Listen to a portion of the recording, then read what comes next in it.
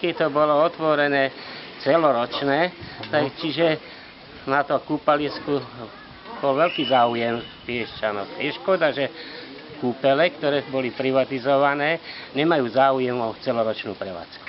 Ako dôchodca 2-krát, 3-krát týždenne tam chodím. No. Ale my sme takí radi Piešťanci, že sa vôbec tá Eva otvorila, že tu máme aspoň nejakú možnosť. Hlavne deti a dôchodcovia. Už nemáme ide chodiť.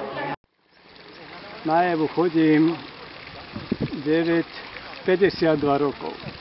Mám 66 rokov. Som tu chodil ako 5-ročník, takže to poznám od bačíka až po všetkých, čo sa tu vymenili.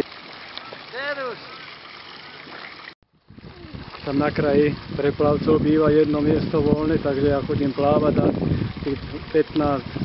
začnem od 15 a končím pri 25 bazénoch v septembri.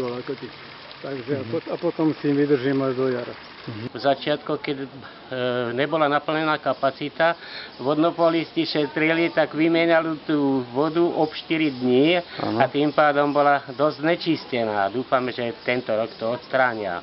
Ja sledujem, aj svätí poslanci tam rozprávajú, aj Beňačka, čo tu bol, pozerať, že koľko je tu ľudí, alebo není, ale treba prísť aj na večer, keď je tu 60-70 detí, ktoré plávajú, polohrajú a to je na nezaplatenie. To je na nezaplatenie. To už nech.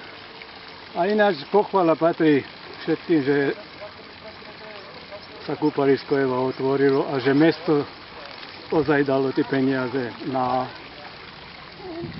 údržbu, na vodu.